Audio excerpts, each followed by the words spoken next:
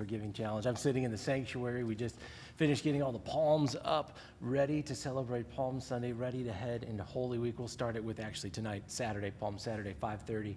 And then tomorrow morning, Sunday at 8:30 and 10:30. And then also we got the special thing happening for kids, families. Everybody's invited. Bring your friends, bring your neighbors, 4:30 to 6:30, also in the sanctuary for our family-friendly fun activities for Easter.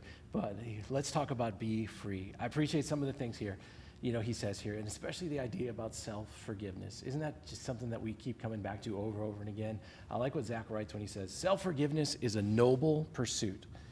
We get back to self-forgiveness is a noble pursuit, but if you are looking to find freedom through self-forgiveness, it will always disappoint you. We should always be generous in our efforts to speak God's grace over our lives.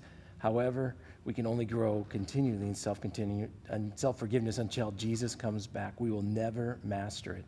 Writing this book, as he says here, is a humbling experience, but through all of it, I'm left squarely at the end where I needed to be all along, back to Jesus.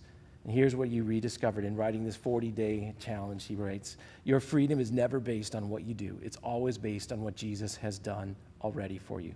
Jesus has forgiven you. Your freedom doesn't come from self-forgiveness, an act that you do. Freedom comes from God's forgiveness. Self-forgiveness at the end goal of becoming free is a dead end. It's God's grace, not your perfection, that allows you to be free. Far more important than your own forgiveness is God's forgiveness for you. Forgiveness is not the greatest gift you can give yourself. It's the greatest gift that God can give you. And then he says this, whenever you place the emphasis on yourself for your own freedom, you will never be free. And those feelings, I know this is a feeling battle too. And I appreciated this statement that he made as well. Remember, feelings are real, but doesn't mean that they are true. Instead, trust in the promise and truth of God found in John 8:36. If the Son sets you free, you will be free indeed. That's what this day is all about freedom in Christ Jesus. And if you've gone through the 40-day challenge, way to go. If you're still going through it, hey, continue going through it. Get it done and see what God's grace can do to you. It gets you back to Jesus, back to Jesus, back to Jesus. In fact, that's one thing we'll talk about this weekend on Palm Sunday and Saturday, tonight at 5:30 and tomorrow at 8:30 and 10:30, is about following Jesus. And that when Jesus shows up, everything changes. And that's still true today. He's going to show up when we gather in his name this evening. He's going to show up tomorrow morning. He's going to show up at his table. He's going to show up at the water and word of baptism. He's going to show up when we gather in fellowship with one another Sunday evening, 4:30 to 6:30. He's going to show up next week. It's going to be powerful. We're going to be practicing here tomorrow morning or tomorrow after worship in the after lunch for the Living Last Supper on Thursday. Jesus is going to be there. He's going to show up. And when Jesus shows up, things change.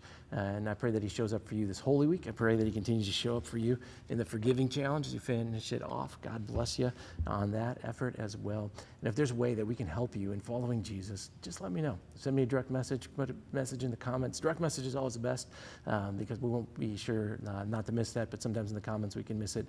Things get lost, but we want to help you journey with Jesus this Holy Week. Hope you can join us. If we can save you a seat, let us know. We'd love to meet you, and we'd love to see, to be together. We'll be online, of course, but we want to be together because that's what we're created for, community with one another. We need each other. And this Holy Week, Jesus is going to show up and give us the greatest thing we need the most, and that's him himself. So may this forgiveness challenge, hope it was a blessing to you, and hope it can be a blessing then for other people. Encourage you to see the free thing available, forgivingothers.challenge.com, forgivingothers.challenge.com. Zach's got a free book there available for you. Maybe I can even pull it up on the video screen here for you so you can see it real quick. Here it is. There you go, forgivingothers.challenge.com, www.forgivingothers.challenge.com. It's an ebook, download for free.